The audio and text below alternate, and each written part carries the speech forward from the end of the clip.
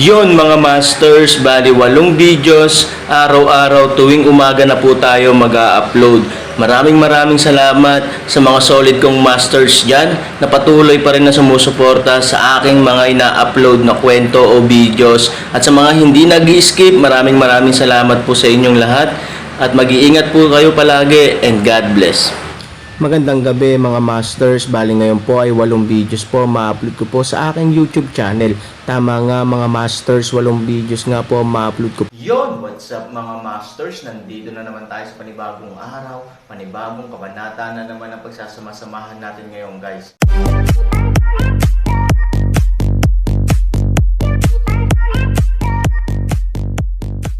Bali mga masters, kung bago ka pa lang po sa aking YouTube channel, please click the subscribe button, lalong-lalo na po yung notification bell guys, para maging connected pa rin tayo sa isa't isa at maging updated kayo sa mga susunod ko pang video.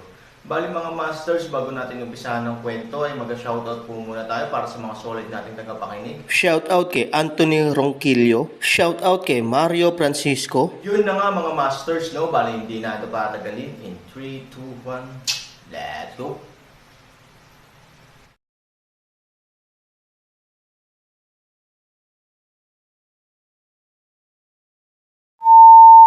Tumanggo ang mga tao na parang bawang. Ang uri ng mga tao ni Ye Guocheng ay mas binibigyang diin ang katanyagan at kayamanan kaysa anupaman, at sa wakas ay kinuha ang hita ni Wang Wanzi. Paano siya magiging handa na sumuko? Makakahanap ba siya ng mas mabuting pamilya nang wala si Wang Janzi? Ang tuktok ng asol na bundok at ang walang hanggang dagat ay ang lahat ng matatandang pamilya. Kaya nga, pagtataksilan niya ako. Kung tutuusin, para sa kanya, ang banta ko ay hindi ang kasalukuyan, kundi ang hinaharap, maging ang malayong hinaharap. Nakangiting sabi ni Aaron, dahil alam ninyong lahat na ipagtaksilan kanya, bakit mo gustong gawin ito? Mas mabuting patayin siya, o hindi bababa sa alisin ang hinaharap na gulo. Ang paraan ng tula, oo, walang saysay na ibalik siya. Kakaibang sabi din ni Keshoy. Talaga, lahat ay may parehong pag-iisip. Sa ganitong paraan, hindi ba ibig sabihin ay paggawa ng walang kwentang trabaho? Nagtagumpay ako sa dati kong 2 pakana. Ano ang mangyayari kay Wang Wanzi at sa iba pa? Ngumiti si Aaron kay Ivory. Si Ivory ay isang paraan, ang pagpapatibay na iyon ay magiging mas maingat, kalkulahin ng mabuti. Tumanggo si Han Sanchen, kaya, magdududa sila kung totoo ang pagtataksil ni Ye Guocheng. Hindi ko sinasadyang saktan ang sino man sa paligid ni Ye Guocheng. Sinaktan ko lang si Ye Guocheng para iparamdam sa kanila na may pagkukulang ito.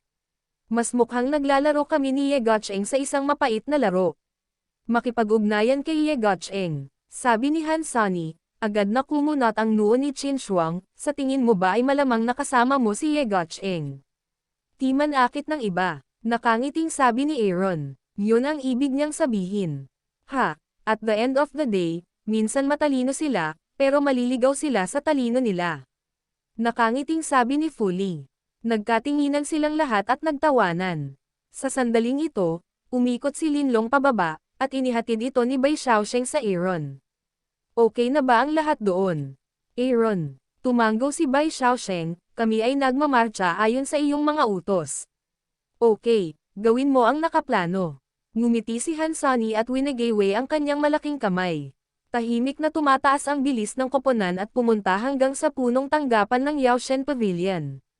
Sa isang lugar sa isang mataas na bundok, tumawa si Lu Ruoxen, bahagyang kinukat ang kanyang mga payat na binti, at sinabing, tila malapit nang maabot ng magandang dulang ito ang kasukdulan nito.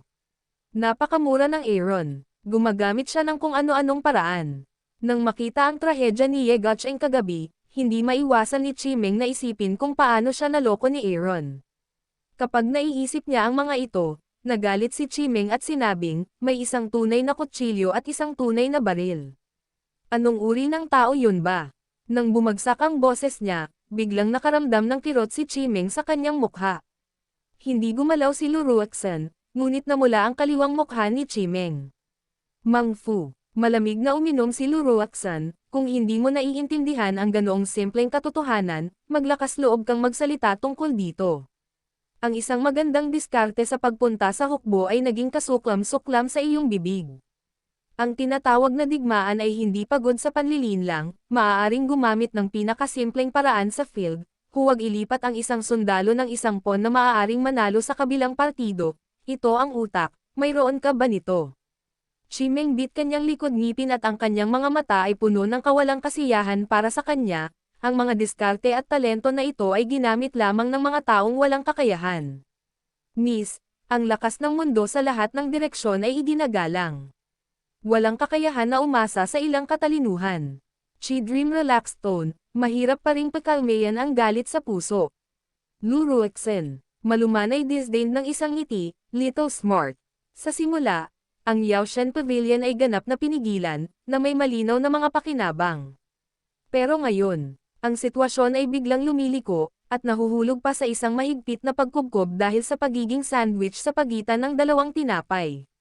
Matalino ba ang tawag? Doon, biglang nanlamig si Luruexen at sinabing, kung oo, hindi sapat ang 100 chi-dreams mo para sa munting karunungan na ito.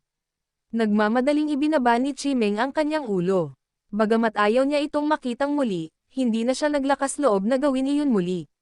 Malumanay na ngumiti si Luruexen, ang kanyang mga mata ay kumikislap ng bakas ng pananabik. Kalimutan mo na ito, tingnan sa Aaron kaya hayaan si Miss na masaya, Miss ngayon at hindi ka nagkikita, halika. Oo, bigyan mo si Chimeng ng upuan. Nang marinig ito, napaluhod si Chimeng sa takot. Kailan kaya magiging napakabait ni Luruexen? Kung uupo siya, natatakot akong dumating ang sakuna, hindi ako manggauhas. Luruexen, gayunpaman, ay hindi nagalit. Tumingin siya sa Aaron sa malayong bundok at nakangiting sinabi, tingnan mong mabuti kung paano ginamit ng taong kinagiliwan ko ang iyong katalinuhan para sirain siya. Field. Nang ang mga alagad ng Path Nihilism sect ay lumakad ng wala pang 1 milya ang layo mula sa intersection, biglang itinaas ni Fumang ang kanyang malaking kamay, libo-libong tao ang huminto, at lahat ng mga hayop ay tumigil. Sa direksyon ng pangunahing kalsada, Aaron at iba pa binilisan ang takbo ng ilang minuto, biglang tumunog si Aaron, habang si Fumang ay nagtatago sa ilalim ng damuhan sa daanan, at ang pusa ay mabagal na naglalakad sa tolda. Lumabas si Wang Zunzi at iba pa upang pangasiwaan ang labanan nang makita ang mga especially iya na sumusulong, agad na tumayo si Wang Zunzi. Magulat sa Panginoon, ang direksyon ng pangunahing kalsada ay talagang gumagalaw. Gayunpaman, ang aking mga nasasakupan ay naggalugad sa himpapawid at natagpuan na kahit na mayroong isang malakas na ingay sa pangunahing kalsada, ang bilang ng mga tao ay wala pang 12-dosenang. Nagmamadaling bumalik ang especially iya, paano ang landas? Sabi ni Wang Wanji na nakakunot ang noo, bagamat mapayapa ang daan, napakaraming mga damo at mga puno sa ibabaw nito na walang nakikita. Gayunpaman, maalikabok ang kalangitan, at halatang may dumaan na malaking hukbo.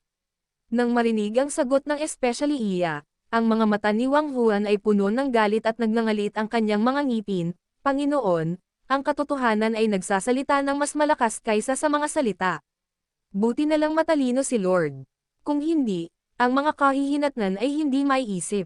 Lumapit si Commander Chen at nakangiting sinabing, ngayong maaliwalas na ang daan, kitang-kita na ang gilid ng kalsada ay nambobola lang, habang ang gilid ng daan ay kung saan naroroon ang mabibigat na hukbo. Bagamat palagi akong naniniwala na hindi ka ng ahas na ipagkanulukan ni Gotcheng, kung minsan ang mga katotohanan ay nagsasalita ng mas malakas kaysa sa mga salita, ang lumang libro ay nagdagdag ng langis sa apoy.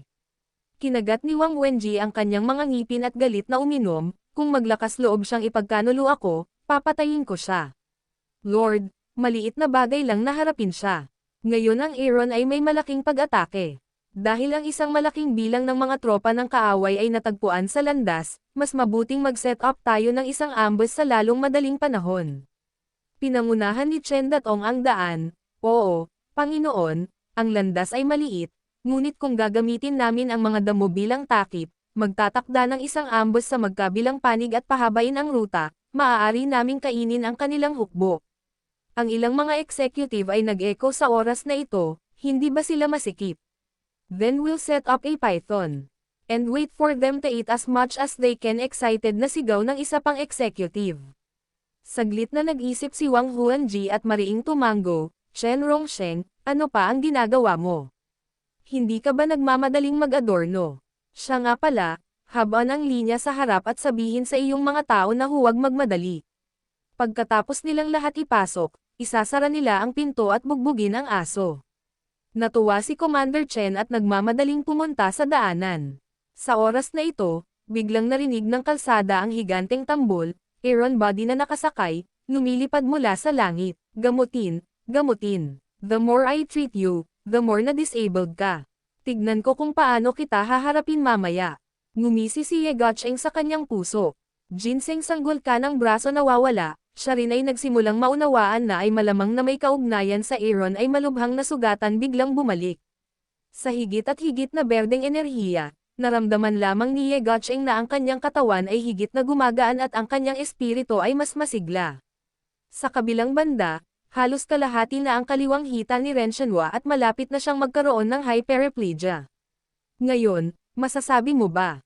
Ginseng sanggol malamig na tunog ng inumin, tingnan ang berdeng lata pakete sa Ye Guocheng na pula, siya ay karaniwang sigurado na kayo Guocheng walang problema.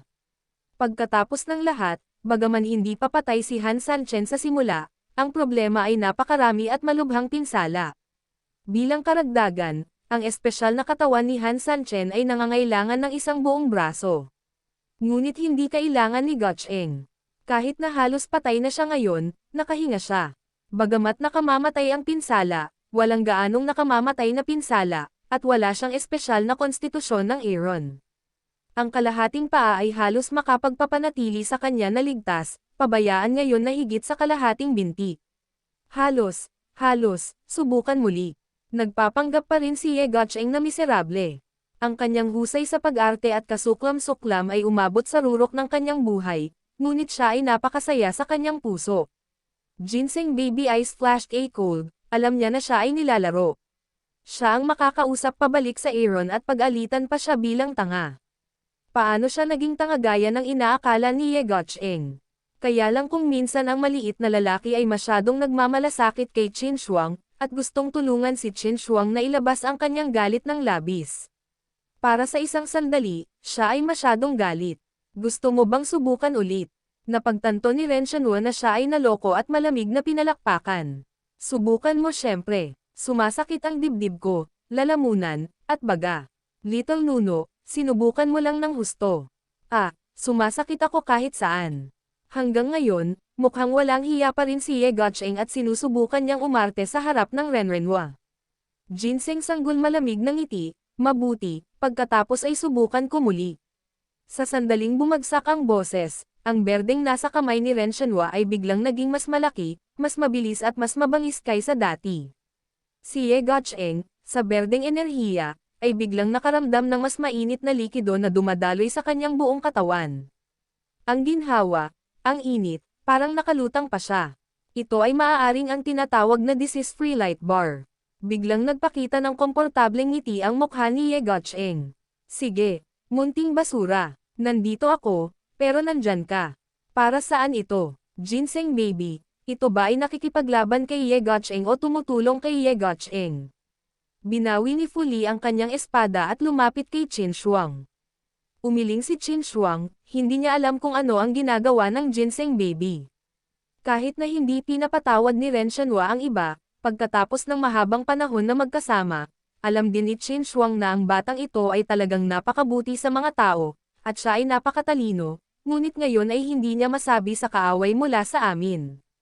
Ye Guocheng na ganyang kalapiteng mababa ang lipad, lahat ay dapat patayin, dahil ito ay pinatay, ito ay hindi lamang bagay para sa lahat, bakit hindi? Ang pinakamahalagang bagay ay maunawaan natin na ang Ren Shanhua ay matigas ang puso at ayaw pumatay ng mga tao, na naaayon sa katangian ng taong ito. Ngunit ang problema ay iyong Guocheng, na hindi mapapagaling, ay napakasaya. Sa bundok sa di kalayuan, gusto lang magsalita ni Chimeng, ngunit direktang inabot. Niluruwaksan ang kanyang kamay para pigilan siya. Nakatuon siya sa sitwasyon sa field at ayaw niyang maistorbo siya ng sinuman. Hindi pa niya nakita ang gadget na ito, at hindi niya alam na maaari itong maging napakabangis at sa parehong oras, maaari nitong gamutin ang mga tao ng napakahimala. Sa oras na ito ng patlang, ang berdeng enerhiya ay hinihimok sa maximum. Maraming berdeng parangal sa katawan ang pumapalibot kay Ye Gotcheng at ginawa itong isang malaking berdeng kakon. Si Ye Gotcheng, sa berdeng ilaw, ay biglang sumimangot nang siya ay nasa bingit ng immortalidad. Nagsimula siyang makaramdam ng hindi komportable sa kanyang katawan, ang bilis ng kanyang paghinga ay nagsimulang tumaas, at ang kanyang utak ay nagsimulang mawalan ng ulirat. Anong problema? Napahawak si Ye Gotcheng sa kanyang ulo sa pag-aalinlangan, at hindi niya alam kung bakit. I forgot to tell you a truth. Babalik ang mga bagay kapag umabot na sa sukdulan.